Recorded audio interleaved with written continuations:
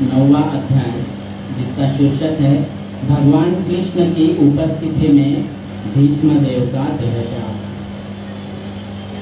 प्रथम स्कंद 9वां अध्याय और 37वां श्लोक आप सभी के व्हाट्सएप ग्रुप पर अभी भी मैंने भेजा हूँ, तो आप सभी तक देख करके पीछे दोहरा सकते हैं।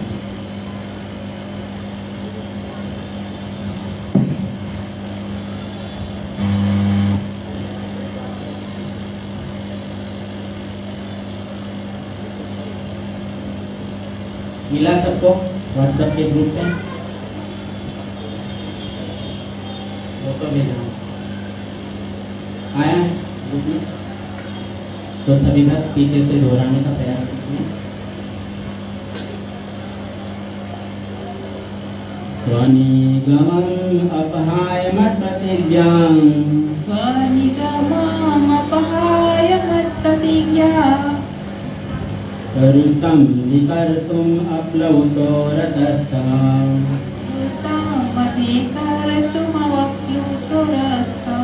भृता रथचरणोऽभ्ययाचलदग्धुम्, हरिरिव हन्तुम् इभं गतोत्तरीयः।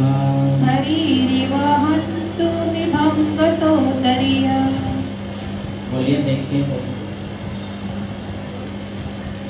थोड़ा कठिन है, थोड़ा बोल सकते, प्रयास कर सकते।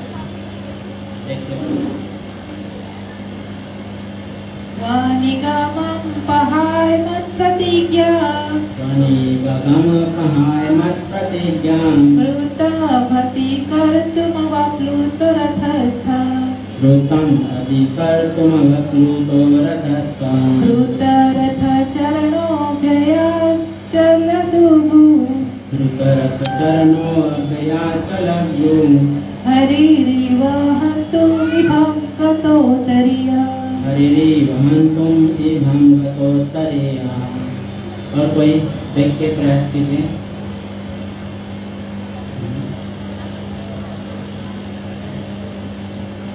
शब्दार्थम स्वनिगमं,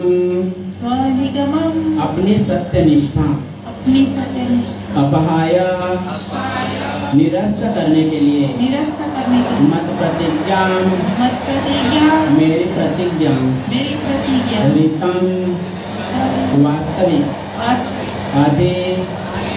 अधिक कर्तुम, करने के लिए, अवप्लुतः, नीचे उतरते हुए, रथस्थः, रथ से, धृतः, ग्रहण करके, रथ, चरणा, पहिया, चक्र, अभ्याता, तेजी से चले, चलद्गु, पृथ्वी को पद दलित करते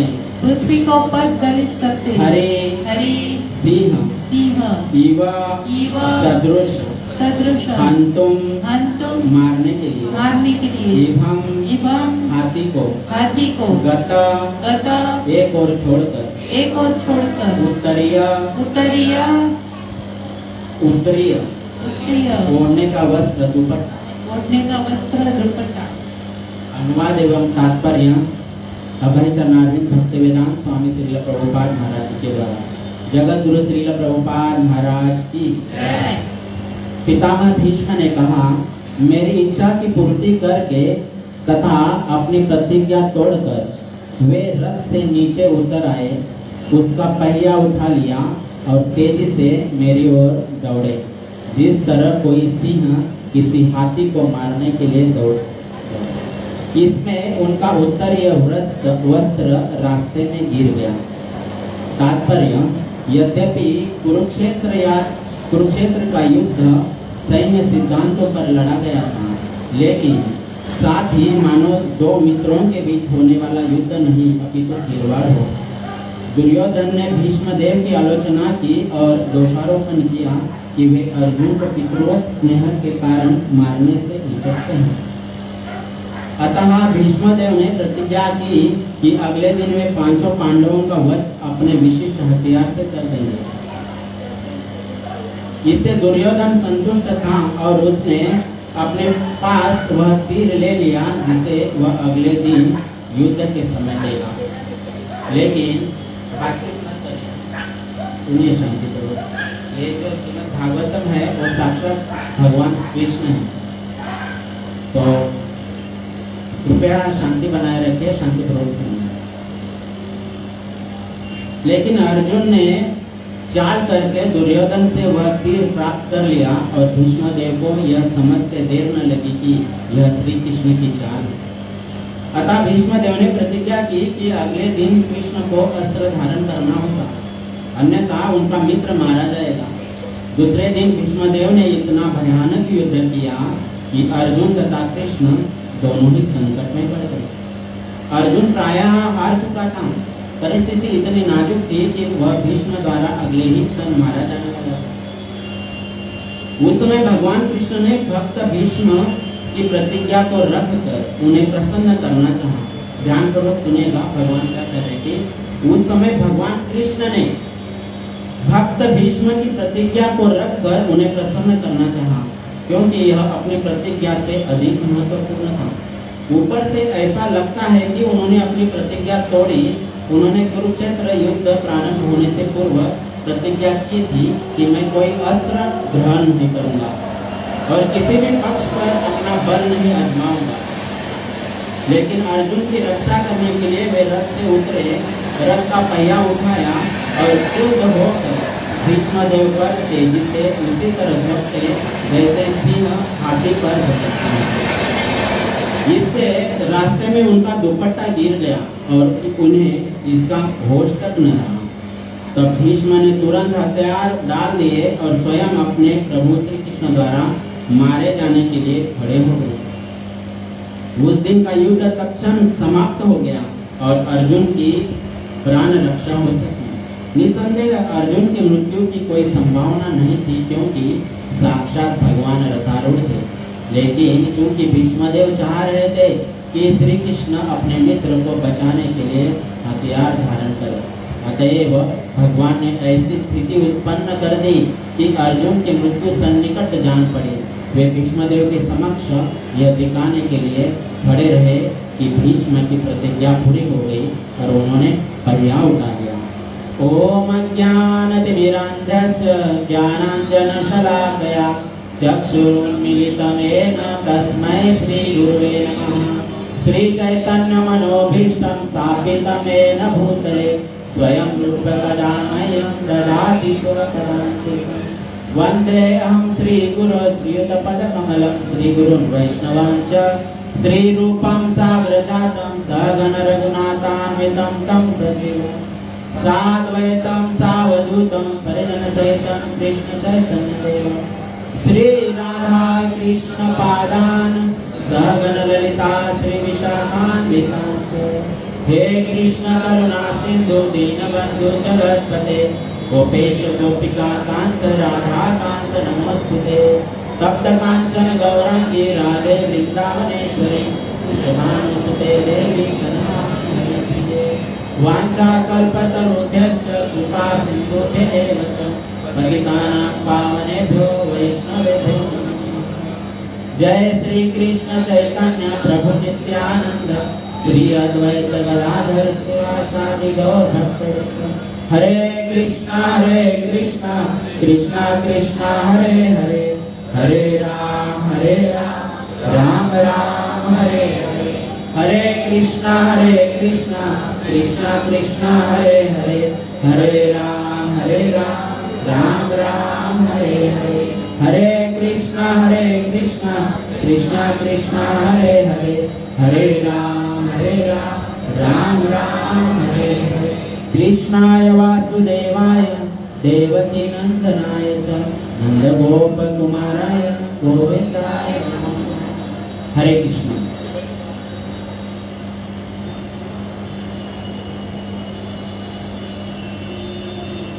अंतर्राष्ट्रीय श्री कृष्ण भावनामृत संघ नालासोपारा की ओर से चलाए जा रहे इस साप्ताहिक सत्संग कार्यक्रम में उपस्थित हुए आप सभी भक्तों का हार्दिक स्वागत एवं आप सभी को प्रणाम।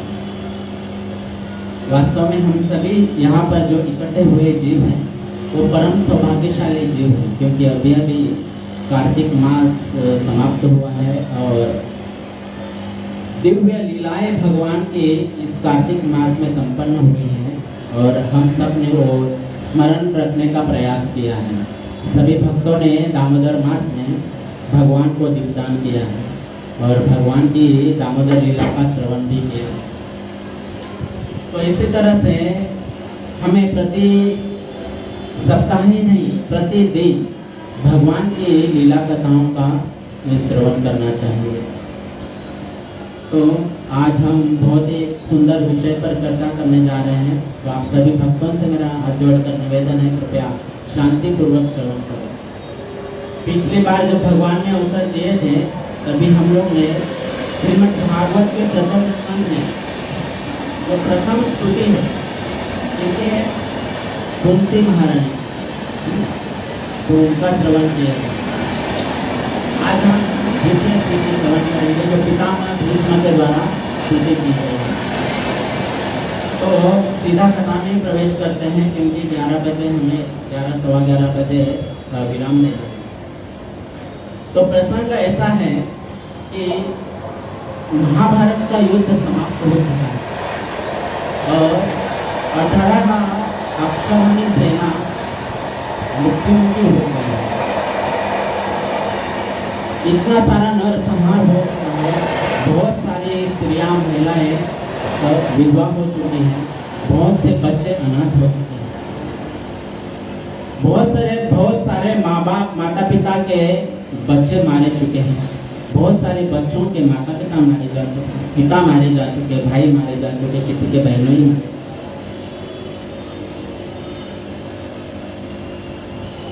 तो महाभारत का युद्ध समाप्त जब हुआ और युधिष्ठिर महाराज जी को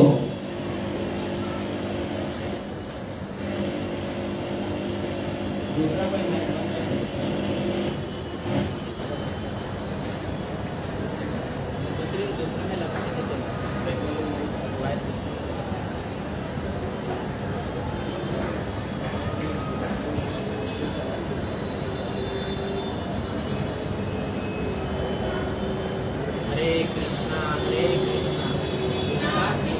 हरे हरे हरे राम रहने दीजिए प्रभु जी, रहने दीजिए। तो बहुत सारा नरसंहार हो चुका है।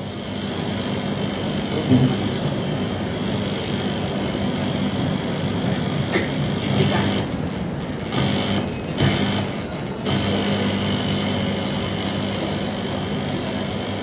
हरे कृष्णा कृष्णा कृष्णा हरे हरे, हरे राम राम राम हरे हरे, हरे कृष्णा कृष्णा कृष्णा हरे हरे, हरे राम राम राम हरे कृष्णा हरे राम।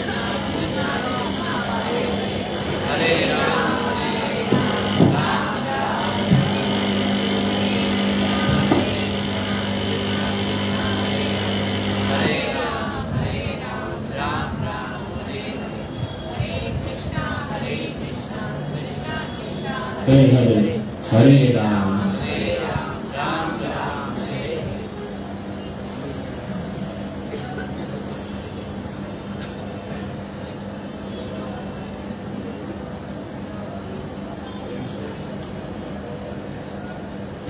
हरे कृष्ण हरे कृष्णा।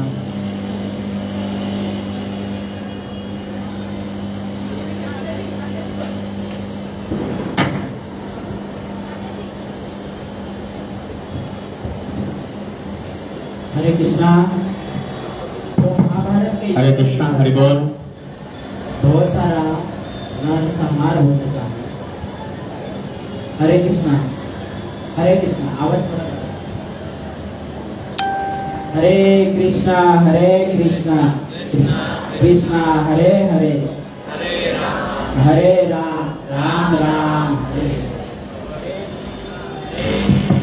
कृष्णा हरे हरे, हरे राम राम हरे हरे, हरे कृष्णा कृष्णा कृष्णा हरे हरे, हरे राम राम राम हरे हरे।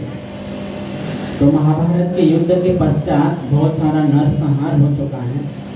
कुछ ही वीर योद्धा उस युद्ध में से अपने प्राणों को बचा पाए हैं कृष्ण की कृपा से।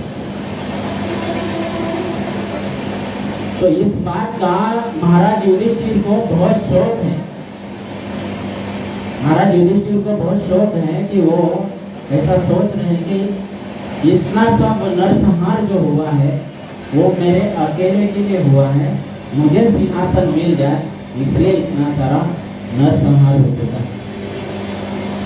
भगवान श्री कृष्ण ने युधिष्ठिर महाराज को बहुत समझाए, परंतु फिर भी युधिष्ठिर महाराज का शोक अभी समाप्त नहीं हुआ। और पितामह भीष्म अभी जीवित हैं, शरशैया पर पड़े हुए हैं। और पितामह भीष्म की इच्छा भी थी कि जो भगवान के सामने मृत्यु के समय भगवान सामने हो तो बहुत अच्छा है, ये भगवान स्वयं जानते हैं। और यहाँ युधिष्ठिर महाराज जी का शोक अभी समाप्त भी नहीं हुआ है। तो ये दो कारण हैं, ये दो कारण के चलते हुए भगवान ने युधिष्ठिर महाराज को और सभी पांडवों को शरशैया, जहाँ भीष्म पितामह शरशैया पर पड़े हुए लेटे हुए हैं, वहां पर ले जाने के लिए तैयारी। जब युधिष्ठिर महाराज को ले जा रहे थे तो ऐसे ले जा रहे थे कि सुशोभित कर पूरी तरह से उनको सजाया हुआ था। ऐसे चल रहे थे युधिष्ठिर महाराज अपने चारों भाइयों के बीच में, मानो कि कुबेर चल रहे हैं।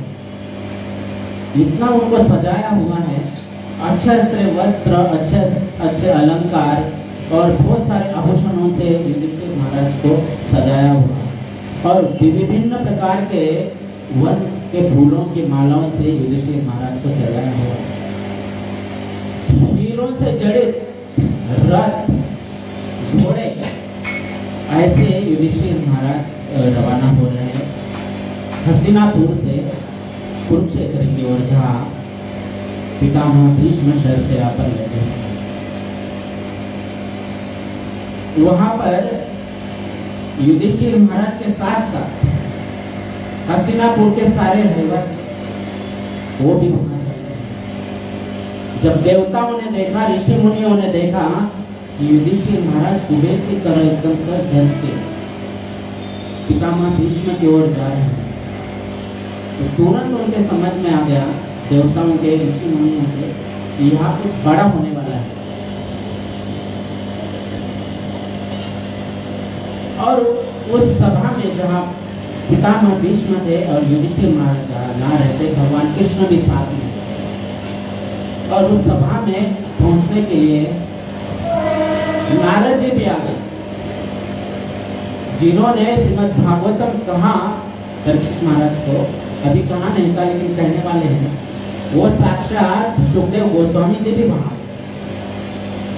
और व्यासदेव भगवान जी भी आ गए, पर्वत नाम के ऋषि भी आ गए, और जितने भी परशुराम जी आ गए, बड़े बड़े देवी देवता सब आ गए, जितने भी हम हमारे चित परिचित में है देवी देवता ऋषि मुनि सब वहां उतर।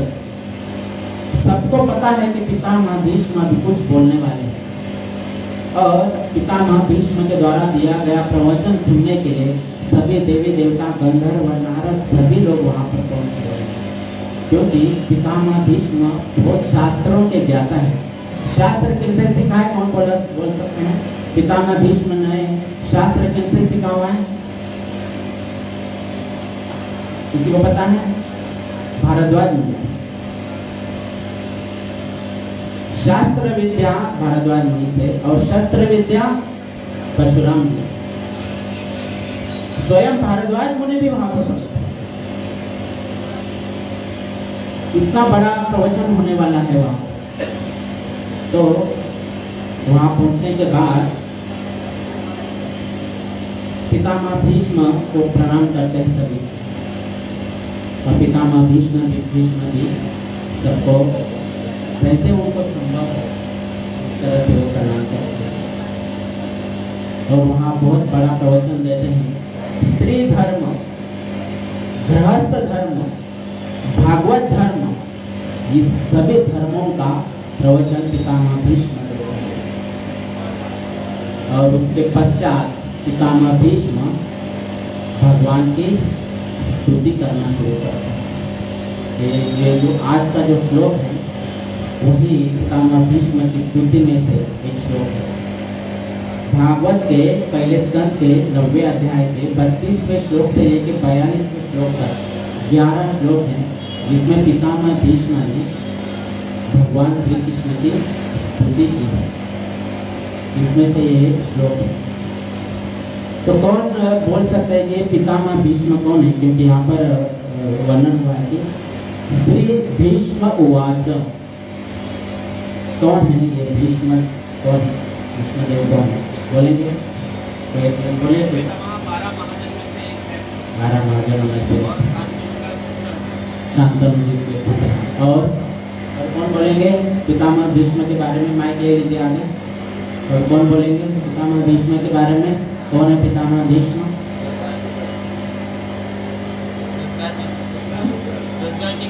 गंगा जी के।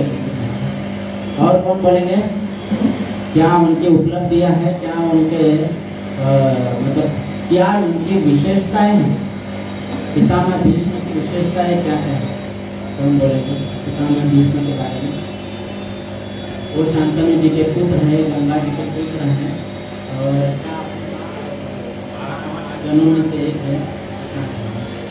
तो आज हम जानने का प्रयास करेंगे कि पितामह भीष्म के बारे में। तो शुरुआत में एक छोटे से वाक्य में आपको बता देता हूँ, छोटी सी जानकारी। हम लोग विस्तार से देखेंगे तो छोटी सी जानकारी। जब महाभारत का युद्ध चल रहा था,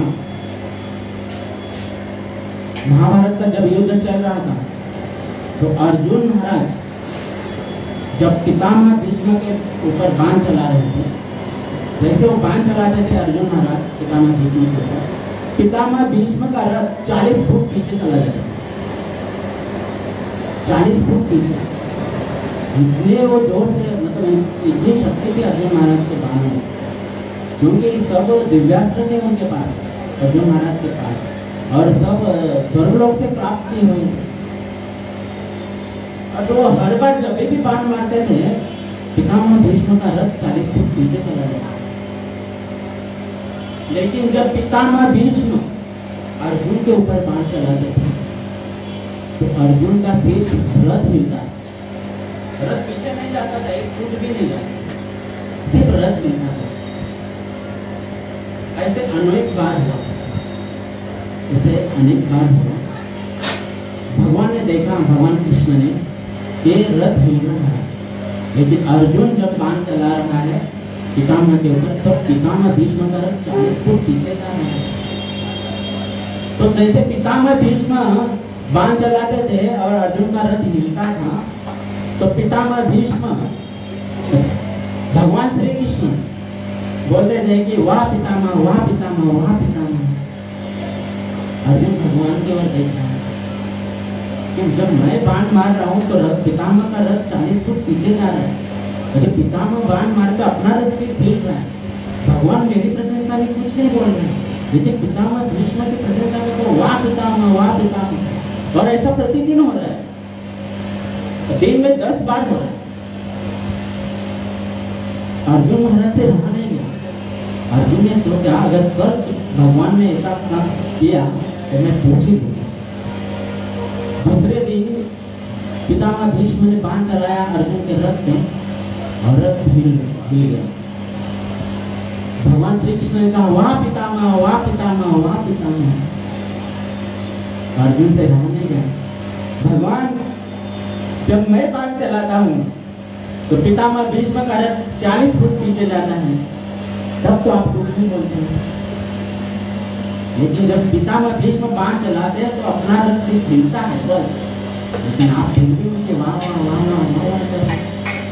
आपकी लीला को समझ में नहीं है। भगवान श्री कृष्ण अर्जुन के पास देखते हैं और कहते हैं इसमें कोई संशय नहीं है कि तुम इस दुनिया के सबसे बड़े धनुर्धर हो। इसमें कोई संशय नहीं है कि दुनिया के सबसे बड़े धनुर्धर तुम हो। और दुनिया का सबसे बड़ा धनुर्धर जब बाण चलाए तो 40 फुट किसी का रथ पीछे जाए, इसमें कोई बड़ी बात नहीं। लेकिन तुम्हारे रथ पर मैं खड़ा हूं। मैं कौन खड़ा हूं? अनंत ब्रह्मांड जयाचे उदरी, जिसके उदर में अनंत ब्रह्मांड है। सिर्फ पृथ्वी नहीं है, एक ब्रह्मांड में पृथ्वी रहती है, ऐसे अनेक ब्रह्मांड है। ऐसे अनेक ब्रह्मांड जिसके उदर में है, वो श्री कृष्ण मैं तुम्हारे रथ पे खड़ा हूं। और ऐसे रथ को एक कोई बाण चला करके हिला रहा है तो उसकी शक्ति का आप ताकत का अंदाजा लगा है। अर्जुन शांत। ऐसे पितामह भीष्म के बारे में कुछ कहना, मेरे द्वारा कुछ कहना, मतलब एक सूरज को दीपक जलाने के, दीपक दिखाने के समान है। तो मैं बहुत कुछ नहीं जानता हूँ, परंतु टूटे फूटे शब्दों में कुछ कहने का प्रयास करूँगा। आप सब मेरे माता पिता के जैसे हैं, टूटे फूटे शब्दों को समझने का प्रयास करेंगे, ऐसा आपके चरणों में विनती करता हूँ। तो पितामह भीष्म ब्रह्मलोक में एक लीला हुई। गंगा माता सबको कुछ परोस रहे, जल परोस रहे। गंगा जी तो जल ही परोसेंगे। उस समय एक तेज हवा का झोंका चला, और तेज हवा का झोंका चला तो गंगा जी का पल्लू थोड़ा सा उतर गया। वहाँ उस सभा में उपस्थित सभी राजाओं ने, सभी जितने भी वहाँ पर उपस्थित प्रजा, राजा जो लोग थे, सब ने अपनी गर्दन झुकाई। एक जन ऐसे थे महाशक नाम के, उन्होंने अपनी नजर नहीं झुकाई। ब्रह्मा जी ने देखा कि इस व्यक्ति ने गर्दन झुकाई नहीं, ये देवलोक का आचरण नहीं, इसलिए तुरंत उनको शाप दे दिया कि तुमने मनुष्य जैसा आचरण किया है तो भूलोक में जाके गिरो। और गंगा जी का भी शाप दिया, भूलोक में स्त्रीलोक त्रिलोक में रहो। ये दोनों को शाप मिला। और वही जो महाशक राजा था वो शांतनु, और वो जो गंगा जी थी तो वो तो गंगा जी को। उसी समय दूसरी एक घटना घटित होती है पृथ्वी लोक। तो ऋषि वशिष्ठ जो हैं उनके आश्रम में स्वर्ग के अष्टवसु वहां पर पृथ्वी लोक में आए हुए थे। और जब वो वन विहार कर रहे थे तो भूख लगी थी, तो वशिष्ठ जी के आश्रम में चले गए। अब उनको लगा यहाँ तो फल फ्रूट तो मिल सकता है, क्या ही मिलेगा, ऋषि के आश्रम में फल मिलेंगे, फ्रूट मिलेंगे, कंद फूल मिलेंगे, जल मिलेगा। तो वहाँ गए। वशिष्ठ जी ने उनका बहुत अच्छे से स्वागत किया और इतना सुंदर उनको भोग प्रदान किया, खाने के व्यंजन प्रदान किए कि वो आश्चर्यचकित हो गए। वो अष्टवसु कि ये तो हम लोग के सामने जो व्यंजन परोसा गया है, ये तो स्वर्ग लोक के भोग की तरह है, पृथ्वी का भोग लगता नहीं। उनसे रहा नहीं गया। उन्होंने पूछा कि ये कैसे संभव है कि आप इतना स्वर्गीय भोग हमें आपने परोसा, वो भी आप वन में रहते, ऐसा नहीं कि आप गृहस्थ जीवन में रहते। तो वशिष्ठ मुनि ने कहा कि हमारे पास एक गाय है जो हमें इस प्रकार के अनेक अनेक व्यंजन, अनेक अनेक भोग प्रदान करते हैं। तो सबने अष्टवसु ने उनको प्रणाम किया और उनसे अभी आज्ञा लिए और बोले कि अभी हम निकलते हैं। जब वो जाने लगे तो अष्टवसु में से एक वसु है जिनका नाम है द्यौ। क्या नाम है? द्यो, दूसरा भी उनका नाम है प्रभास।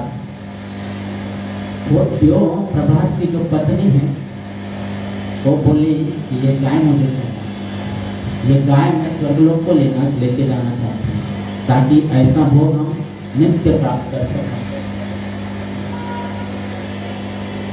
तो उन्होंने अपने पति को कहा कि वो गाय मांग लीजिए ऋषि से। वो देव ने प्रभास जो वसु थे उन्होंने कहा नहीं, हमें तो ब्राह्मणों को देना चाहिए, उनसे लेना नहीं चाहिए, ऐसे नहीं हो सकता।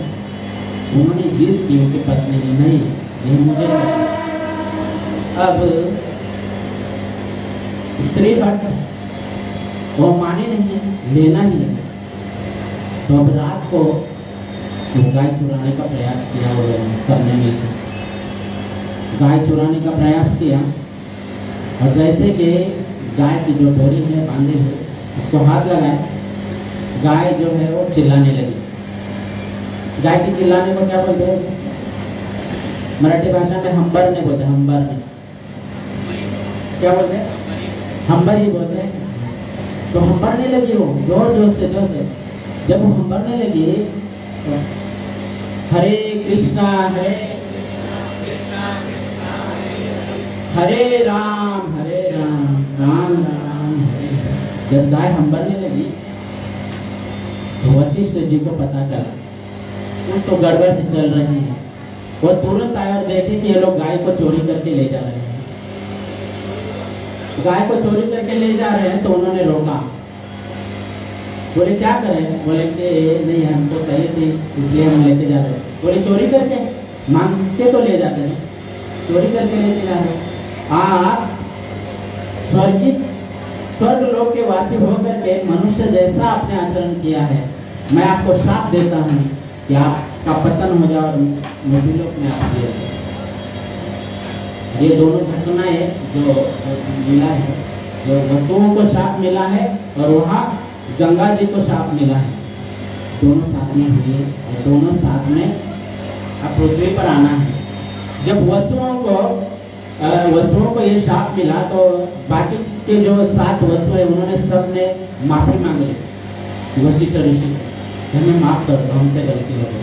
वशिष्ठ जी ने कहा ठीक है मैं आपको माफ कर देता हूँ, परंतु अभी मैंने शाप तो दिया है तो आपको मुक्ति लोक में जन्म लेना ही पड़ेगा, लेकिन जन्म लेते ही आपको इस धरती पर रहना नहीं पड़ेगा, जन्म लेते ही आप मुक्त हो जाओ। लेकिन 8वें जो है वसु उनको बहुत काल तक उनको इस पृथ्वी पर रहना पड़ेगा, क्योंकि उन्होंने अपनी पत्नी की बातों में आकर के सब चोरी करने का साहस। अब ये दोनों लीलाएं हुई है साथ में, तब वो वसुओं को पृथ्वी पर आना है तो सोच रहे हैं अभी किसके गर्भ से जन्म ले। तो उनको पता चला कि वहाँ पर गंगा जी को भी शाप मिला है।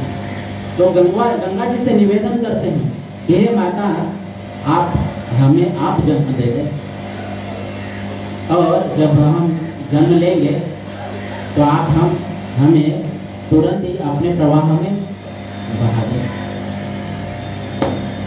तो अब दोनों सबका ये गंगा जी का और शांतनु जी का जन्म हुआ है यहाँ। तो एक बार शांतनु महाराज जब गए थे वन विहार करने के लिए गए थे, तब उन्होंने देखा गंगा जी को देखा।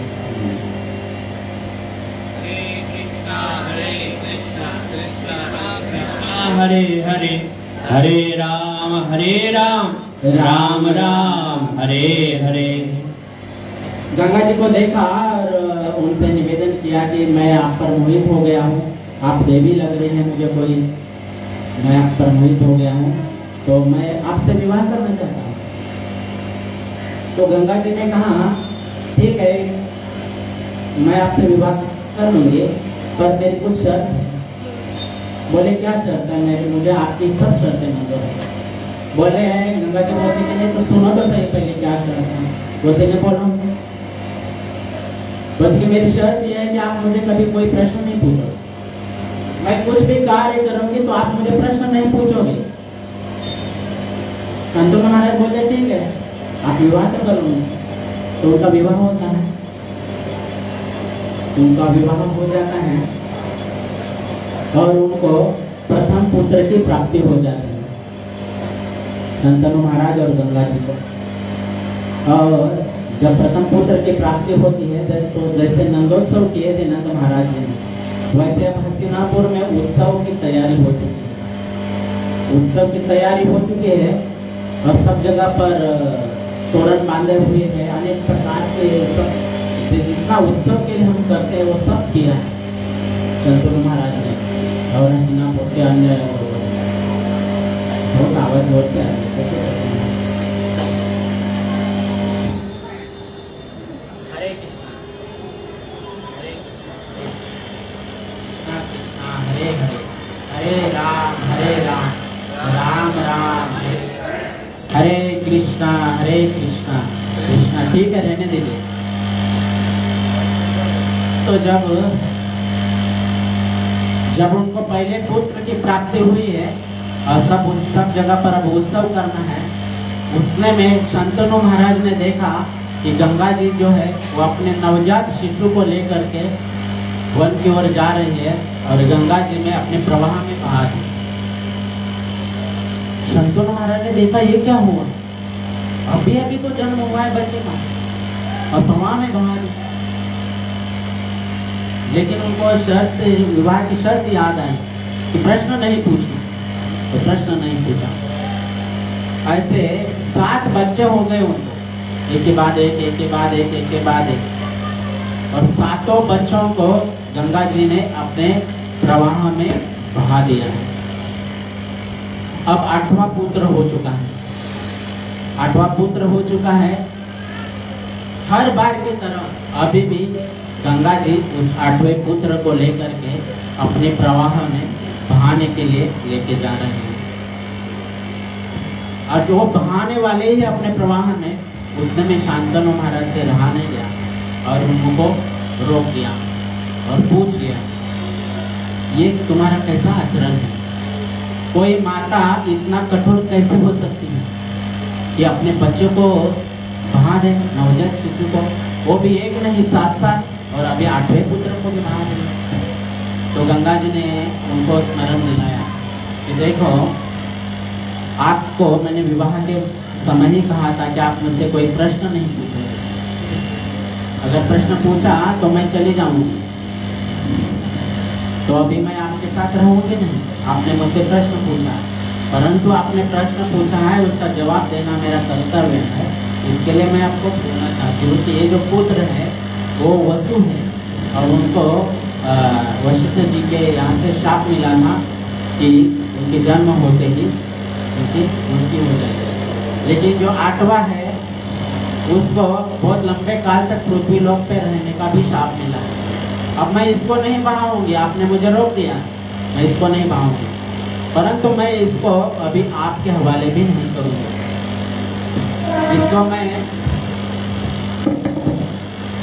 इसको मैं अपने साथ ले जाऊंगी, इसको मैं अपने, बहुत धन्यवाद हरे कृष्ण, इसको मैं अपने साथ ले जाऊंगी स्वर्ग लोक में और वहां उनको परशुराम जी से उनको शस्त्र विद्या और बृहस्पति जी से शास्त्र विद्या का पाठ पढ़ाना। तो गंगा जी अपने साथ स्वर्गलोक में ले गई है। अभी शंतनु महाराज को ये पता भी नहीं है कि मेरे पुत्र का नाम क्या है।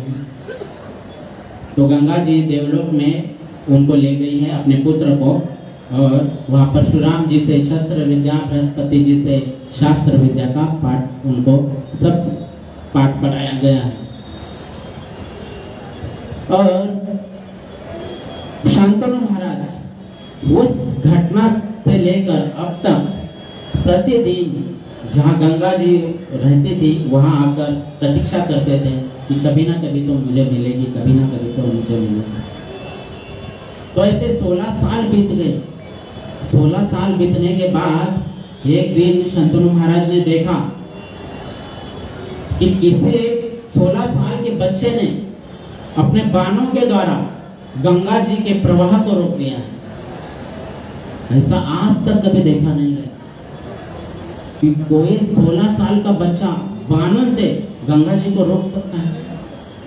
आज के जमाने में अगर हम देखेंगे तो नदियों के ऊपर बहुत बड़े बड़े डैम बनते हैं, दूसरे साल ही बह जाते हैं। कभी कभी तो ऐसे न्यूज आते हैं कि बनाते बनाते ही गिर गए। लेकिन ये 16 साल के बच्चे ने गंगा जी के इतने बड़े प्रवाह को रोक दिया है। तभी गंगा जी बहुत, उनका जो धारा है बहुत जोर से बहता है। वो देखने लगे इधर उधर, तब एक बच्चा उनको देखा, एकदम सुकुमार 16 साल का, और उतने में गंगा जी भी स्त्री रूप में प्रकट हो गए और शंतनु महाराज जी के पास आए और कहे कि ये आपका ही बेटा है, इसका नाम है देवव्रत। क्योंकि इन्होंने देवताओं से, देवताओं के गुरु बृहस्पतियों से शिक्षा प्राप्त की है, तो देवव्रत है। और देवताओं जैसा ही इसका आचरण है, देवताओं जैसा ही ये व्रत पालन करने वाला है, इसके लिए इनका नाम देवव्रत है। और वो गंगा जी उनको अपने पुत्र को दे देते हैं। शंतनु महाराज बहुत प्रसन्न हो जाते हैं कि देखिए अभी इतना सुकुमार पुत्र मिल चुका है मुझे, और घर ले जा रहे हैं। घर ले जाते हैं और तुरंत ही उनकी जो शस्त्र विद्या को देखकर इतने प्रभावित होते हैं कि तुरंत ही उनको युवराज घोषित करते हैं। देवव्रत को युवराज घोषित करते हैं कि मेरे बाद यही राजा बनेगा, इसकी घोषणा कर देते हैं।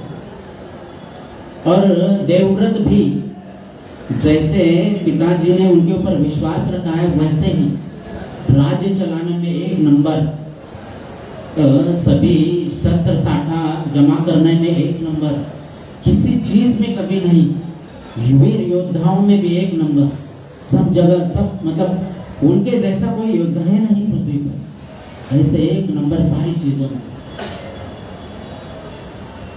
एक बार शांतनु महाराज वन में चले गए, वन में चले गए थे, देवव्रत घर में थे हस्तिनापुर, वन में चले गए थे, तो उनको बहुत सुगंध आने लगी और बहुत दूर से सुगंध आने लगी। दूर से सुगंध आने लगी तो सुगंध की ओर आकर्षित हो करके वो सुगंध जहाँ से आ रही थी उस तरफ चले जा रहे हैं। वहाँ गए, एक योजन तक चल के गए, वो मतलब रथ से गए, और वहाँ देखा कि एक सुंदर स्त्री है, योजन गंधा नाम है, वही सत्यवती थी। तो उनको पूछा, देवी आप कौन हो? तो उन्होंने कहा कि मैं योजन गंधा हूँ।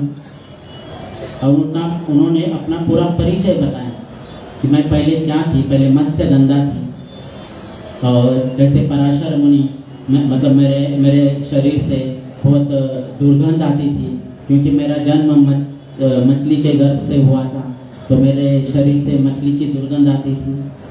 तो सारा परिचय उन्होंने अपना बता दिया कि मैं ऐसे ही मछुआरे की पुत्री हूँ, मेरे शरीर से दुर्गंध आती थी। तो एक पराशर नाम के मुनि एक बार मेरे नाव में आके बैठे, उन्होंने मेरे सामने कुछ प्रस्ताव रखा कि मैं आपसे पुत्र उत्पन्न करना चाहता हूँ। तो उन्होंने कहा कि मैं तो अभी विवाहित नहीं हूँ, आपसे विवाह भी नहीं हुआ। वो बोले कि मैं विवाह करना ही नहीं चाहता हूँ, पराशर मुनि बोले। तब मत्स्यगंधा कहते हैं कि विवाह के बिना पुत्र उत्पन्न करोगे, मैं तो अक्षत्रिय हूँ। बोले कुछ नहीं, आप पुत्र उत्पन्न करने के बाद भी कुंवारी ही रहो।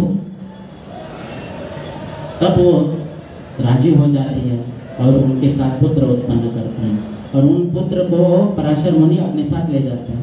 और वो पुत्र कौन है? वेदव्यास जी, जिन्होंने हमारे सारे ग्रंथ लिखे। और जब वो जा रहे थे पराशर मुनि, तब उन्होंने कहा कि आपने मुझे पुत्र दिया है, मैं आपको कुछ देना चाहता हूँ, मत्स्यगंधा को कहा। तो मत्स्यगंधा ने कहा, देखिए मैं तो विवाह के लालसा हूँ, मैं विवाह करना चाहती हूँ, लेकिन मेरे शरीर से बहुत दुर्गंध आती है, इसके लिए कोई मेरे साथ विवाह नहीं करना चाहता। तो कृपा करके आप मेरे शरीर से दुर्गंध को हटा दीजिए।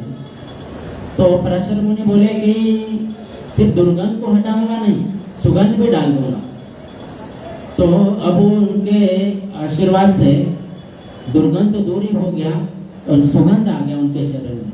इसके लिए बहुत दूर से ही उनका वो जहाँ रहते थे एक एक योजन तक उनके शरीर का सुगंध जाता।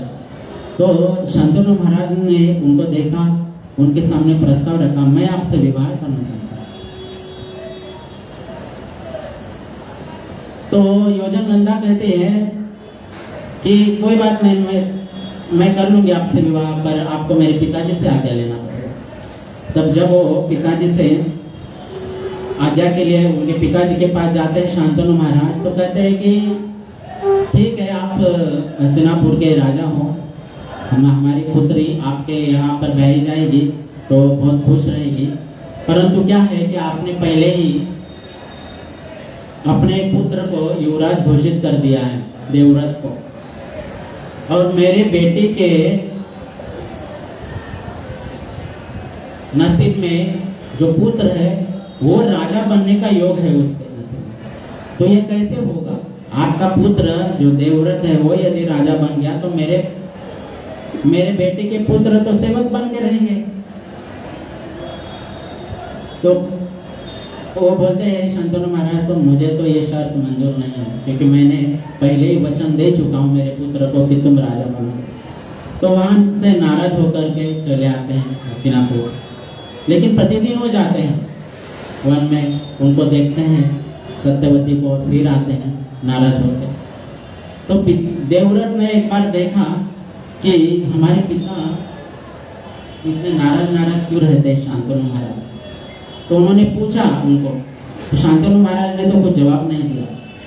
तो देवव्रत जी जो है उनके शांतनु महाराज के सारथी के पास जाते हैं और कहते हैं कि इसका कारण बताए कि हमारे पिता महाराज आजकल नाराज क्यों रहते हैं। तो उन्होंने कहा कि मुझे तो पता नहीं क्यों नाराज रहते हैं, परंतु मैं रोज देखता हूँ वो अपना रथ वन की ओर ले जाते हैं और एक स्त्री को देखते हैं और देख के रिटर्न आ जाते हैं। तो इस तरह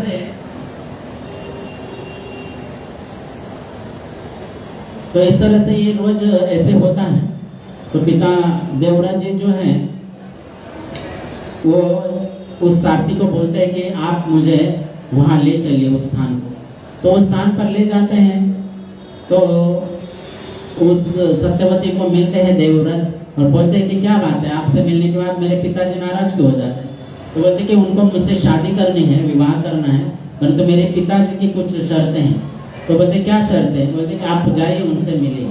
तो देवव्रत जो हैं वो उनके पिता और सत्यवती के पिताजी के पास जाते हैं और पूछते हैं कि क्या शर्त है आपकी। बोलते कि शर्त ये है कि यदि आप राजा बन जाओगे तो मेरे जो बेटी के जो बच्चे हैं वो तो सेवक बन के रहेंगे। तो फिर मेरे पुत्री का आपके पिताजी से शादी करने का क्या अर्थ है? बोलते ठीक है, मैं राजा नहीं बनूंगा, आपके बेटे के पुत्र ही राजा बनेंगे। तो बोलते हैं कि नहीं, सिर्फ इतना ही नहीं, आज आप राजा नहीं बनोगे, लेकिन कल जाकर के भविष्य में आपके पुत्र राजा बन सकते हैं, फिर मेरे बेटे के बेटों को आसन खाली करना पड़ेगा।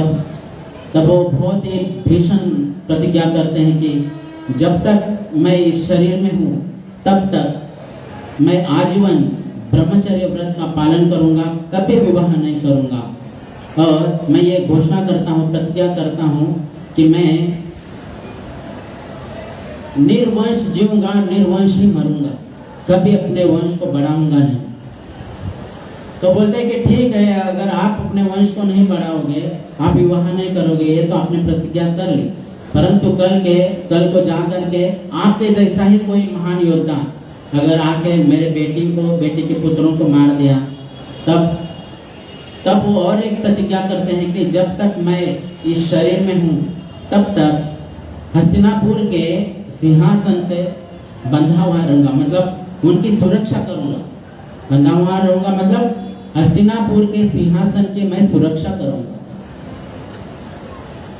तब उनका विवाह अपने शांतनु महाराज से सत्यवती का विवाह होता है। अब उस विवाह से ये जो भीष्म महाराज जो भीष्म देवव्रत महाराज जो प्रतिज्ञा करते हैं तो देवी देवताएं बहुत खुश हो जाते हैं और ऊपर से फूल बरसाते हैं। और इतनी महान प्रतिज्ञा आज तक किसी ने नहीं की थी, इसलिए उनका नाम भीष्म रख देते हैं। भीष्म प्रतिज्ञा, इसके लिए भीष्म नाम हो जाता है। अब वो भीष्म अपने हस्तिनापुर के सिंहासन के प्रति इतने आज्ञाकारी है कि हर चीज वो हस्तिनापुर के सिंहासन के लिए करना चाहते हैं। शांतनु महाराज और सत्यवती को अब 2 पुत्र प्राप्त हो चुके हैं। एक का नाम है चित्रांगद और एक का नाम है विचित्र वीर्य। चित्रांगद जो है बहुत ही कुमार अवस्था में ही उनकी मृत्यु हो जाती है और विचित्र वीर्य को क्षय रोग है, टीबी है, लेकिन वो भी जीवित है। अब उनका विवाह करना है तो काशी जो प्रदेश है वहाँ के जो नरेश हैं, वहाँ के जो राजा हैं, उनके पुत्रियों का स्वयंवर चल रहा था, अंबिका और अंबालिका। तो पितामह भीष्म, अब तो नाम भीष्म हो चुका है, वो वहाँ जाते हैं क्योंकि विचित्र वीर्य तो क्षय रोगी है, वो जा नहीं सकते। तो पितामह भीष्म जाते हैं और बिना आज्ञा के वो स्वयंवर में घुस जाते हैं, सीधा अंदर प्रवेश करते हैं और कहते हैं कि मैं उनको लेने के लिए आया हूँ। तो जब जैसे वो कहते हैं कि मैं इनको लेने के लिए आया हूँ, सारे वहाँ जो इकट्ठे हुए हैं जो राजा हैं सब हंसते हैं, बोलते कि आप तो ब्रह्मचारी हो, आप कैसे इनको लेके जा सकते हो, किसके लिए लेके जा सकते हो, विवाह तो करोगे नहीं। तो बोलते कि मैं इस वक्त हस्तिनापुर के सिंहासन का वो कर रहा हूँ, क्या कर रहा हूँ, क्या शब्द है हिंदी में, प्रतिनिधित्व कर रहा हूँ, धन्यवाद। मैं हस्तिनापुर के सिंहासन का प्रतिनिधित्व कर रहा हूँ, तो मैं ये अपने भाई विचित्र वीर्य के लिए उनको लेके जाना चाहता हूँ। तो वहाँ से उनको लेके जाते हैं। तो लेके जाते समय सभी वहाँ जो उपस्थित राजा हैं वो अपने अपने धनुष बाण लेकर के खड़े हो जाते हैं कि अभी युद्ध हो जाए, क्योंकि ये ऐसे कैसे ले जा सकते स्वयंवर से उठा करके। तो जो काशी नरेश है वो भी अपने सभी प्रजा के साथ युद्ध करने के लिए तैयार हो जाते हैं। वो लोग बाण चलाने ही वाले, इतने में पितामह भीष्म ने अपने तुने से एक बाण निकाला और एक ही बाण से सबके जो मुकुट है गिरा दिया। इतने शस्त्र विद्या में पारंगत है कि एक बाण से सबके मुकुट गिरा दिए। अब ऐसा तो नहीं है कि सब एक ही लेवल में बैठे होंगे, किसी की हाइट कम होगी, किसी की हाइट ज्यादा होगी, किसी राजा की, तो उस तरह से वो बैठे होंगे, लेकिन ऊपर नीचे भले ही हो, उन्होंने एक ही बाण से सबके मुकुट गिरा दिए। सबके मुकुट गिरा दिए तो सब ने अपने अपनी गर्दनें झुका दी और उन बच्चियों को जो स्वयंवर जिनका चल रहा था तीनों को ले गए और तीनों को ले आकर के हस्तिनापुर में विचित्र वीर्य के सामने, सत्यवती के सामने रख दिया। लेकिन वहाँ जो बड़ी है अम्बा, वो कहते हैं कि मैं किसी और से प्रेम करती हूँ, मैं आपसे विवाह नहीं कर सकती। तो उसको जो है अम्बा को वापस जिनसे प्रेम है उनके पास छोड़ देते हैं। आगे वो अलग कथा है कि कैसे वो जिनके पास जाती है वो भी उनको ठुकरा देते, वो अलग कथा है। तो इस प्रकार से सब राजाओं को हराकर पितामह भीष्म ने उन स्त्रियों को, मतलब वो लड़कियों को लेकर आकर के हस्तिनापुर के जो विचित्र वीर्य हैं उनके साथ उनका विवाह किया।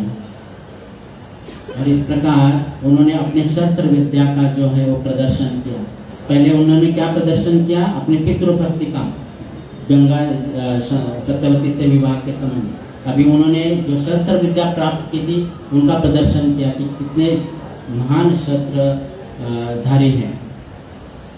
तो इस प्रकार पितामह भीष्म का जो नाम है चारों ओर फैला हुआ है कि कितने महान योद्धा है, कितने महान योद्धा है, कितने महान योद्धा है। इस प्रकार दिन बीतते गए और फिर इनकी विचित्र वीर्य की मृत्यु हो गई। और फिर बाद में सत्यवती माता उनसे निवेदन करती है कि कैसे वो क्या नाम था, वेद व्यास जी को लाइए और फिर वो उनका विवाह उनके साथ करवाइए, विवाह नहीं उनसे पुत्र उत्पन्न कराइए। तो आगे की कथा है।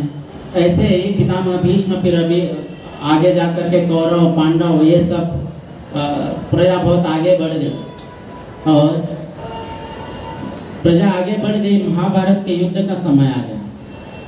इतना भीषण संकट सामने आ गया कि अपने ही कुटुंब अपने ही परिवार में युद्ध छिड़ गया।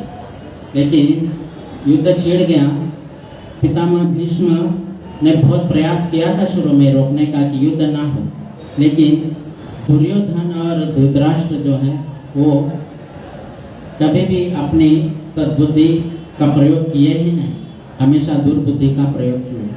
तो युद्ध छिड़ने ही वाला है, तो भगवान शांतिदूत बनकर जब जाते हैं तो भगवान के कहने पर भी दुर्योधन मानते नहीं है कि युद्ध होना ही चाहिए। युद्ध के बिना मैं थोड़ी भी जमीन या राज्य तो छोड़े मैं जमीन पे नहीं दूंगा।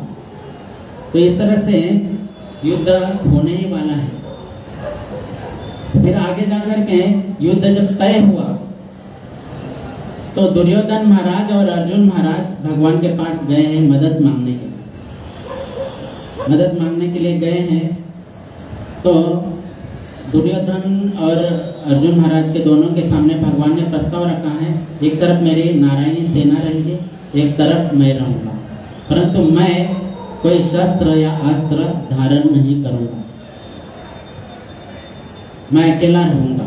समय आने पर मैं कुछ 4 शब्द हित के लिए बोल सकता हूँ, और वो 4 शब्द क्या है?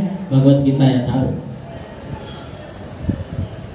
तो दुर्योधन ने नारायणी सेना चुनी है, अर्जुन महाराज ने भगवान कृष्ण को चुना है, और इस तरह से युद्ध प्रारंभ हो चुका है। तो युद्ध प्रारंभ हो चुका है और युद्ध चल रहा है 8-9 दिन बीत गए। 8-9 दिन बीत गए। 9 दिन के 90वें दिन में दुर्योधन जो है इस श्लोक के तात्पर्य में कहते हैं कि दुर्योधन ने पितामह भीष्म की बहुत आलोचना की है और उनके ऊपर दोषारोपण लगाया है कि आप जो है पांडवों के प्रति, खास करके अर्जुन के प्रति पितृवत प्रेम करते हो। इसके लिए 9 दिन हो गए, फिर भी 9 दिन तक अभी तक एक भी पांडव की मृत्यु नहीं हुई।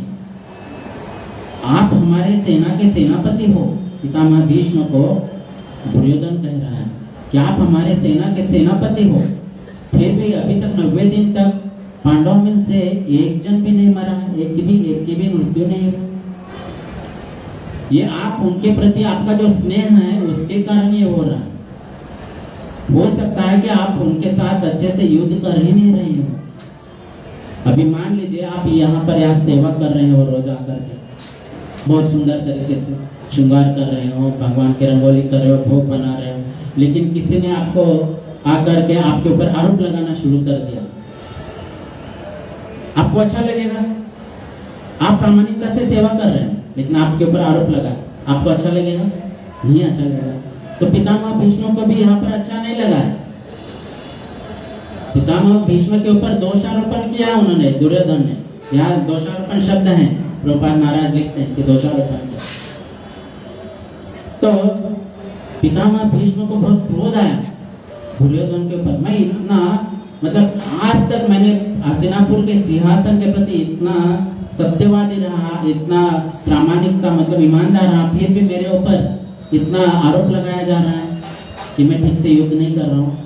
तो पितामह भीष्म उस दिन एक प्रतिज्ञा करते हैं दुर्योधन के सामने और अपने तुनीर से 5 बाण निकालते हैं और कहते हैं कि वो 5 बाणों को मंत्रोच्चारित करते हैं और कहते हैं कि मैं प्रतिज्ञा करता हूँ कि कल सूर्यास्त होने तक मैं इन्हीं बाणों से पांडवों का वध कर दूंगा। इस प्रकार वो क्रोध, उनके अंदर बहुत क्रोध आ गया था दुर्योधन के प्रति कि मैं इतने अच्छे से कर रहा हूँ फिर भी मुझे दोषारोपण कर रहे हैं। तो पितामह भीष्म ने जब प्रतिज्ञा की है कि कल पांडवों का वध कर दूंगा इन 5 बाणों से। अब पितामह भीष्म की जो प्रतिज्ञा है भगवान ने जान ली है और भगवान ने समझ लिए हैं कि अभी पितामह भीष्म ने प्रतिज्ञा की है, मतलब कल तो पांडव मारे जाएंगे। तो पितामह भीष्म की इस प्रतिज्ञा के बाद भगवान श्री कृष्ण उस रात को अर्जुन के पास जाते हैं। अर्जुन के पास जाते हैं और अर्जुन को कहते हो तो अभी सोने का समय नहीं। हरे कृष्णा हरे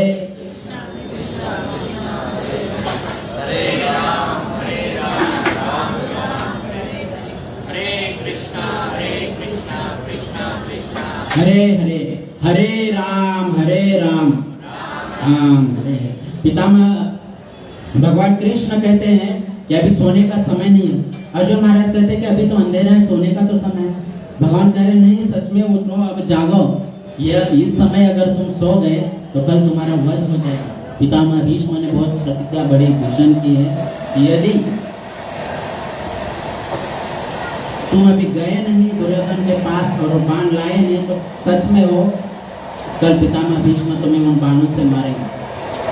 जब पितामह भीष्म प्रतिज्ञा करते हैं और 5 बाणों को मंत्रोच्चारित करके, तो दुर्योधन को अभी भी विश्वास नहीं पितामह भीष्म के ऊपर कि हो सकता है कि ये 5 बाण किसी और को दे देंगे, युधिष्ठिर को देंगे, किसी को देंगे। तो बाण जो दुर्योधन है वो पितामह भीष्म को कहते कि ये बाण आज की रात मेरे पास दीजिए और कल सुबह मैं आपको ये 5 बाण दूंगा युद्ध के समय में। तो पितामह भीष्म दुर्योधन को दे देते हैं क्या ठीक है आप रखो। तो भगवान श्री कृष्ण रात को कहते कि जाओ अर्जुन और वो दुर्योधन के पास से बाण लेके आओ।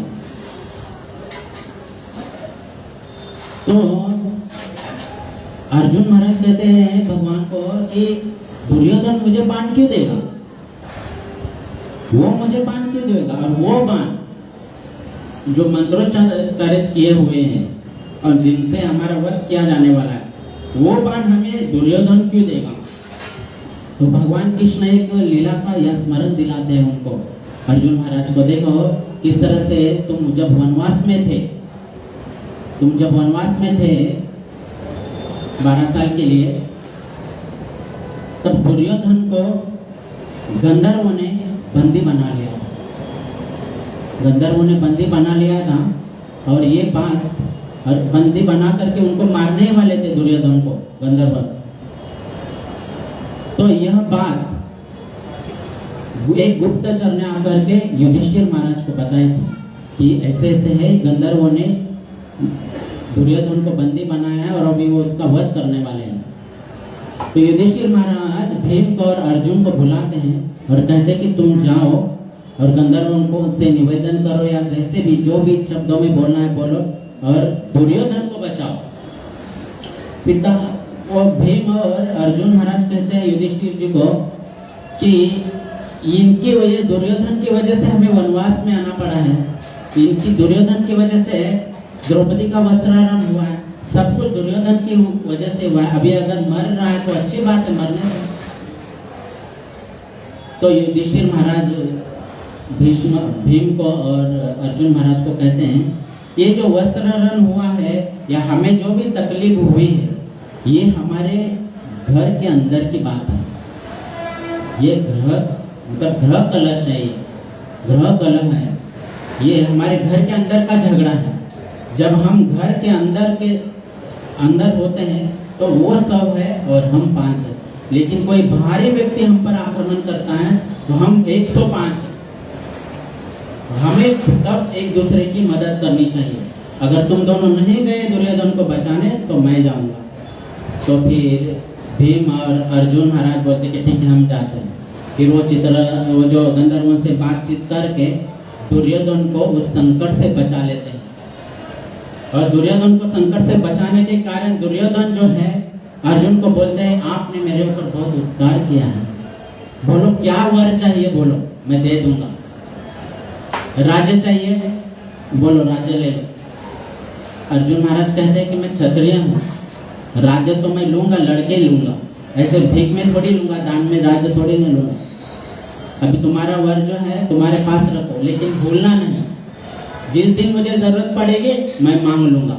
अब भगवान कृष्ण अर्जुन को यही स्मरण दिला रहे कि जाओ और वो बाण लेके आओ दुर्योधन के पास से मांग करके। तो जब अर्जुन महाराज जाते हैं दुर्योधन के पास और बोलते कि वो बाण मुझे दे दो। दुर्योधन कहता है कि कौन से बाण? बोले वही जो पितामह भीष्म ने तुम्हारे पास दिए हैं। तो बोले तुमको कैसे पता चला? बोले पता चला, हमारे तो रथ पे भगवान कृष्ण रहते हैं। तो बोले कि मैं कैसे दूंगा ये बाण? तो ये तो पितामह भीष्म के बाण। तो दुर्योधन को अर्जुन महाराज स्मरण दिलाते हो वर की, देखो तुमने वर देने की एक बात की थी, अब वो वर के उपलक्ष्य में आप मुझे वो दे। तो वो दुर्योधन दे देता है और वो बाण लेकर के अर्जुन महाराज आ जाते हैं और अपने पास रखते हैं। ये इस बात का पता चलता है पितामह भीष्म को कि मैंने मंत्रोच्चारित किए हुए बाणों को अर्जुन कृष्ण की सहायता से ले गया है। उनको एक प्रकार से अंदर से आनंद तो होता है कि चलो पांडव मरने से बच गए कल, परंतु उनको क्रोध भी होता है भगवान के ऊपर। आज भगवान ने मुझे निशस्त्र कर दिया है, मेरे मंत्रोच्चारित बाण को ले गए हैं मांग के। मैं दूसरी प्रतिज्ञा करता हूँ, या तो कल मैं पांडवों को मारूंगा या फिर भगवान को अस्त्र उठाने पर मजबूर करूंगा। और फिर दूसरे दिन की सुबह हो जाती है और सुबह हो जाती है, युद्ध प्रारंभ होने वाला है।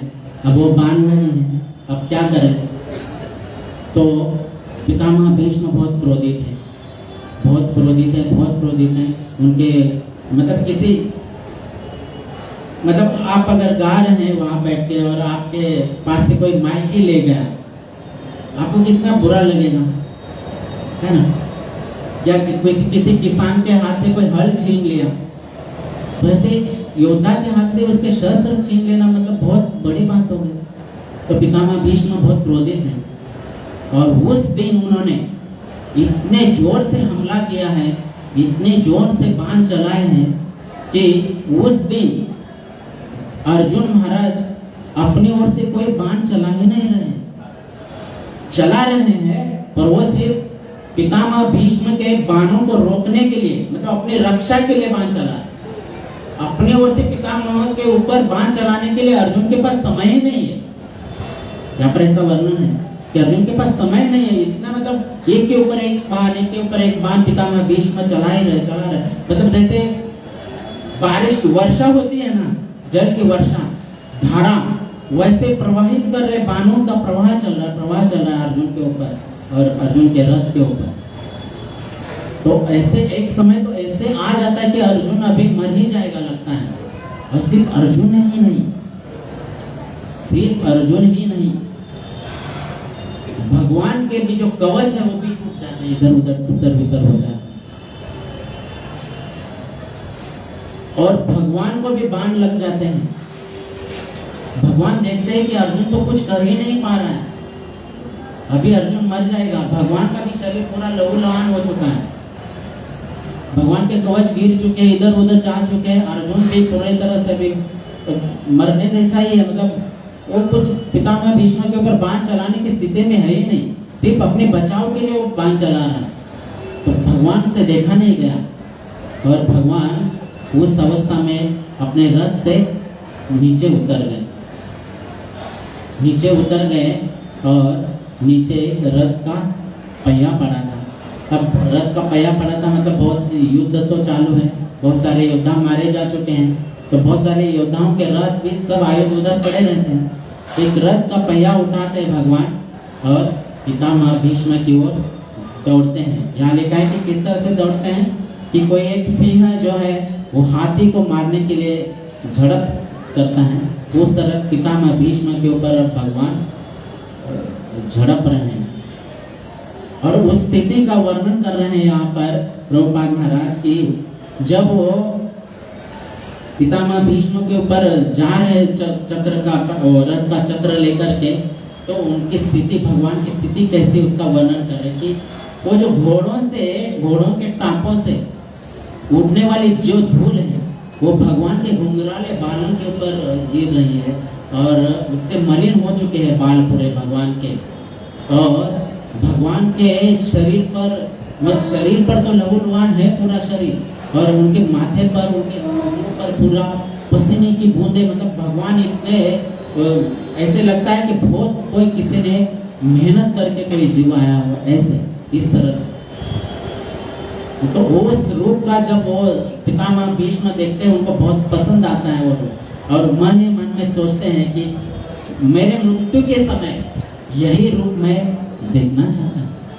अपने मन ही मन में स्मरण करते हैं कि जब भगवान जब जा रहे थे उनको मारने के लिए, पितामह भीष्म के ऊपर चक्र धारण किया है हाथ में, मारने के लिए जा रहे थे, तो ऐसे वो मतलब भयानक स्थिति में है भगवान, भयानक स्थिति में कि पृथ्वी भी कांपने लगी है, पृथ्वी माता कांपने लगी है कि अभी क्या होगा। लगता है कि युद्ध में प्रलय आ जाएगा क्या, क्योंकि ये जो भगवान है उनके अंदर इतने ब्रह्मांड समावित हैं, और इनके ब्रह्मांड का बोझ लेकर के भगवान हमारे ऊपर चल रहे, मतलब पृथ्वी माता सोच रही है कि अब कांपने लगी वो डर के मारे, तो क्या होगा, प्रलय होगा कि क्या होगा। और भगवान ये पृथ्वी का भाव समझ चुके हैं, पृथ्वी माता का। हाँ, अब भगवान के सामने दो कार्य हैं, एक तो पितामह भीष्म के लिए वो जो कार्य करने जा रहे हैं मारने के लिए, वो और पृथ्वी को भी संभालना है, उनको भी सांत्वना देनी है। अब क्या किया जाए, एक तो वीर रस में है, पितामह भीष्म के ऊपर चक्र उठाया हुआ, और यहाँ तो अभी उनको सांत्वना देना है पृथ्वी को। तो क्या कहते हैं कि कुछ साधु कि भगवान को जो उतरिया था, मराठी भाषा में उसको उपरण कहते हैं, जो ऊपर ओढ़ने वाला वस्त्र होता है, उतरिया, यहाँ पर क्या होता है, उतरिया दुपट्टा, वो भगवान का गिर गया नहीं। तो कुछ साधु संत अपना भाव प्रकट करते हैं कि वो जो दुपट्टा भगवान ने इसीलिए गिराया कि एक प्रकार से पृथ्वी माता को सांत्वना देना चाहते हैं कि डरो मत, मैं हूँ। तो वो ऐसे ग्रंथों में हमने पढ़ा है कि जो भगवान के जो साधन होते हैं और भगवान के संबंधित जितनी वस्तुएं होती है वो और भगवान, उनमें कोई फर्क नहीं होता। तो जो उत्तरिया धारण किया है, जो उपरण धारण किया है, उसमें और भगवान में कोई फर्क नहीं है। तो भगवान का एक प्रकार से पृथ्वी माता को कहना चाहते हैं कि डरो मत, मैं हूँ। और फिर भगवान पितामह भीष्म की ओर दौड़ते हैं और पितामह भीष्म को मारने दौड़ते हैं, और तब पितामह भीष्म को याद होता है और अर्जुन को भी याद होता है कि पितामह भगवान कृष्ण ने युद्ध के लिए प्रतिज्ञा की थी कि आज मैं युद्ध में शस्त्र धारण नहीं करूंगा।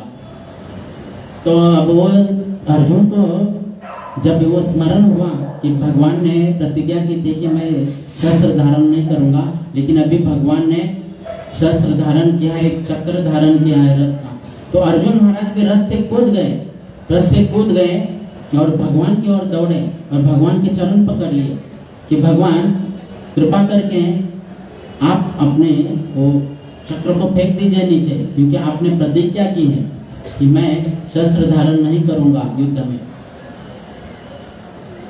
तो बहुत एक कोई सुंदर कवि ने एक लिखे रखा है कि प्रबल प्रेम के पाले पड़कर,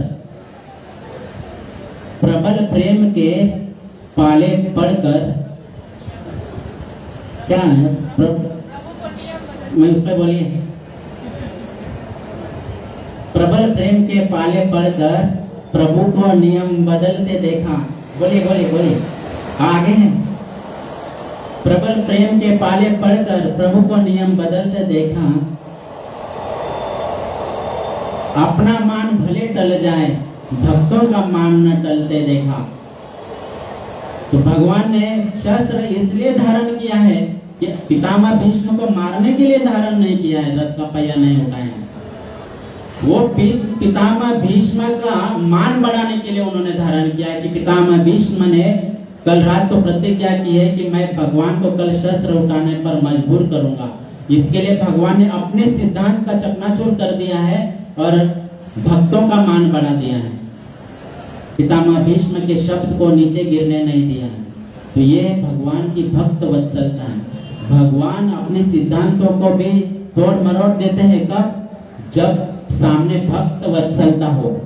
भक्तों के लिए वो कुछ भी कर सकते हैं। भक्तों के लिए अपने सिद्धांतों को नीचे दबा सकते हैं। मतलब भक्तों के लिए, भक्त वत्सलता के लिए अपनी भगवत्ता को भी भगवान भूल जाते हैं। भगवान भगवत्ता को भूल जाते हैं, इसके लिए सुअर भी बनते हैं पृथ्वी माता को बचाने के लिए। भगवान भक्त वत्सलता के लिए खंबे से भी प्रकट हो सकते हैं। भगवान भक्त वत्सलता के मारे अपने भगवत्ता को भूलते हुए जनाबाई के साथ चक्की में पीस सकते हैं। वो उनका काम नहीं चक्की पीसना, परंतु वो काम भी कर सकते हैं, सब कुछ कर सकते हैं। तो ये भक्तों का मान रखने के लिए पितामह भीष्म एक बहुत परम भक्त है भगवान के। वो भले सामने के पक्ष से युद्ध करते हुए दिख रहे हैं, फिर भी वो बहुत महान भक्त है। वो निरंतर भगवान का चिंतन करते रहते हैं। वो सामने वाले पक्ष से इसलिए युद्ध कर रहे हैं कि वो भगवान की योजना है। कौन से पक्ष में कौन योद्धा होना चाहिए, ये सब भगवान ने तय किया हुआ है। वो हर एक योद्धा को भगवान ने एक भूमिका दी हुई है। कौन धृतराष्ट्र बनेगा, कौन दुर्योधन बनेगा, कौन युधिष्ठिर बनेगा, कौन अर्जुन बनेगा, ये सब जैसे फिल्मों में किसी को, मतलब कोई एक फिल्म में एक हीरो है, दूसरी फिल्म में हमें वो हीरो विलन भी नजर आता है ना? तो भगवान अपनी लीला को संपन्न करने के लिए और हमें शिक्षा देने के लिए भगवान कोई भी रोल किसको भी दे सकते हैं। तो ये अपोजिट पक्ष में, विरुद्ध पक्ष में पितामह भीष्म भले युद्ध करते हुए दिख रहे हैं, परंतु वो है महान भक्त। तो उनका मान रखने के लिए भगवान ने शस्त्र धारण किया है और पृथ्वी को सांत्वना देने के लिए भगवान ने अपना दुपट्टा भी गिरा दिया। तो इस प्रकार पितामह भीष्म का मान रखा है और ये सब लीला भगवान ने करके दिखाई है।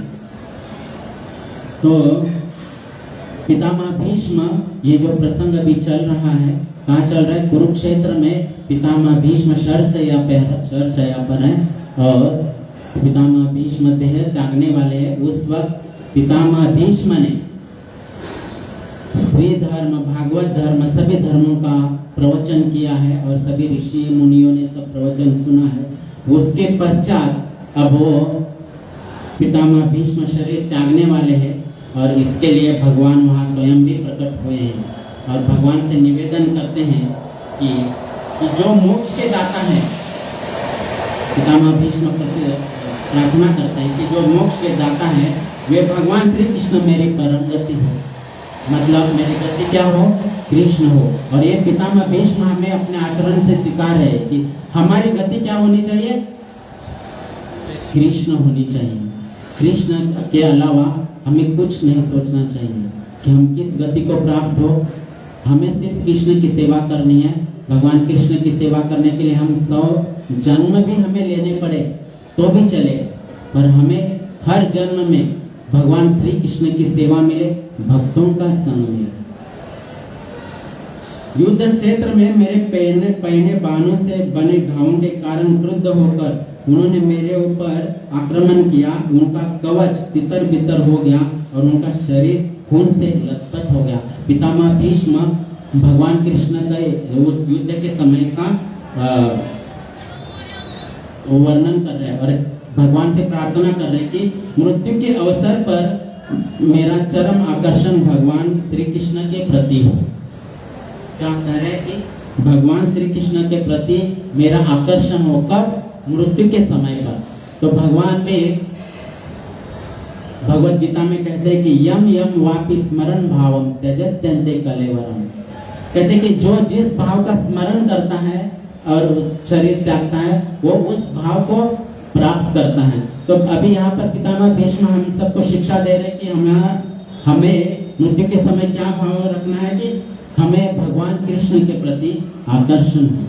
मैं अपना ध्यान अर्जुन के सारथी पर एकाग्र करता हूँ जो अपने दाहिने हाथ में चाबुक लिए थे और बाएं हाथ में लगाम की रस्सी थामे और सभी प्रकार से अर्जुन के रथ की रक्षा कर रहे थे। जिन लोगों ने कुरुक्षेत्र के युद्ध स्थल में उनका दर्शन किया, उन सबों ने मृत्यु के बाद अपना मूल स्वरूप प्राप्त किया। भगवान अर्जुन के रथ पर खड़े थे युद्ध के समय, लेकिन जो सामने के जो पक्ष हैं, जो कौरवों का पक्ष है, उनके जितनी 11 अक्षौहिणी सेना जो है वो नित्य भगवान का दर्शन कर रहे हैं। तो मृत्यु को भी यदि वो प्राप्त हो रहे हैं तो भी वो उनकी सदगति हो रही है, क्योंकि वो मृत्यु के समय किसको देख पा रहे हैं? भगवान कृष्ण को देख पा रहे हैं।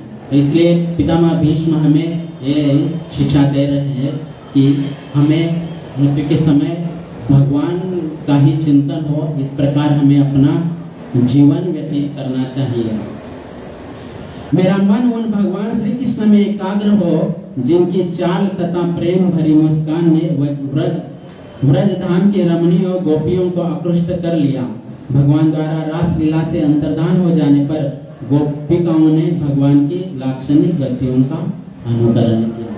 कहते हैं कि जिस प्रकार भगवान ने गोपियों के साथ लीला की थी और भगवान गोपिकाएं जो है नित्य भगवान का स्मरण करते थे और स्मरण करते करते कभी मग्न हो जाते थे, काम करते करते भगवान का नित्य स्मरण करते थे और इसी में लीन हो जाते थे। तो वो कह रहे कि मेरा मन भी भगवान कृष्ण में एकाग्र हो। तो इस प्रकार से वह हमें शिक्षा दे रहे पितामह भीष्म अपनी जीवनी से कि किस प्रकार शरीर त्यागना चाहिए। तो पितामह भीष्म की इस जीवनी से हमें इतनी शिक्षा ग्रहण करनी चाहिए कि किस प्रकार हमें पितृ आज्ञाधारी होना चाहिए, किस प्रकार हमें शास्त्र के द्वारा दिए गए, गुरुजनों के द्वारा दिए गए सिद्धांतों आचरणों पर हमें आचरण करना चाहिए और शास्त्र का अध्ययन करके, शास्त्र हमारे गुरुजनों से सीख करके हमें अपना जीवन भगवान की सेवा में व्यतीत करना चाहिए। बहुत बहुत धन्यवाद, आपने बहुत ध्यानपूर्वक श्रवण किया। आप सभी भक्तों का बहुत बहुत आभार। कहने में अगर कोई त्रुटि हुई हो तो आप सभी भक्तों से निवेदन करता हूँ कि मुझे आप क्षमा करें। मैं अपने शिक्षा गुरु जी को बहुत धन्यवाद देना चाहता हूँ क्योंकि उनकी कृपा से और अजामिल प्रभु जी के माध्यम से मुझे आज ये सेवा करने का अवसर मिला। शिक्षा गुरु एवं वरिष्ठ भक्त अजामिल प्रभु या आप सभी भक्तों के लिए एक बार हरे कृष्ण महामंत्र का उच्चारण करें।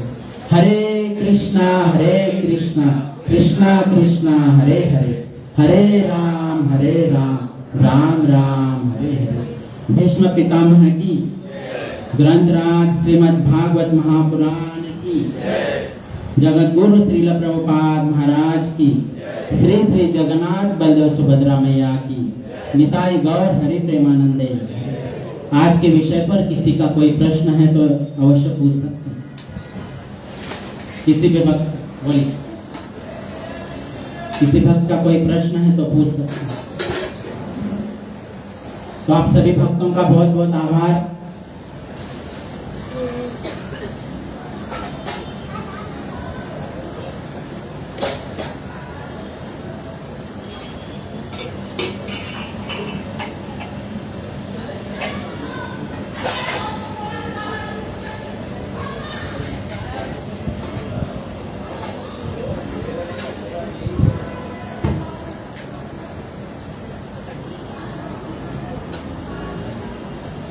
हरे कृष्णा कृष्णा कृष्णा हरे हरे, हरे राम राम राम हरे हरे।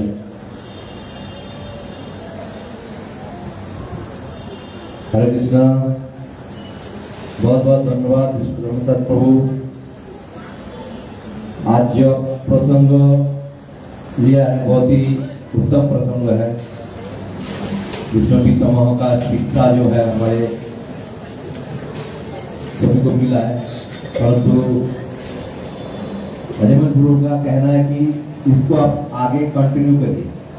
ये श्लोक का जो वर्णन है इसको नेक्स्ट को भी आपको भगवान मौका दिया तो इसी श्लोक को फिर आगे बढ़ाइए ताकि यह संभव है यदि आप वरिष्ठ वैष्णव कृपा करें। हाँ, तो भगवान का कृपा मांगता हूँ कि आपको बहुत शुभ अवसर मिल जाए और बहुत जल्दी मिल जाए, ताकि आप इसी श्लोक को फिर पूरा कर सकें। थोड़ा अधूरा जैसा हम लोगों को लगा कि ये पूरा श्लोक हुआ नहीं है। बहुत बहुत धन्यवाद आप सभी को भी, बहुत बहुत धन्यवाद। और हमारे शिक्षा गुरु और उनका जो यात्रा में गए वृंदावन धाम के लिए, उन सभी के लिए सभी लोग एक बार हरे कृष्ण महामंत्र का उच्चारण करेंगे।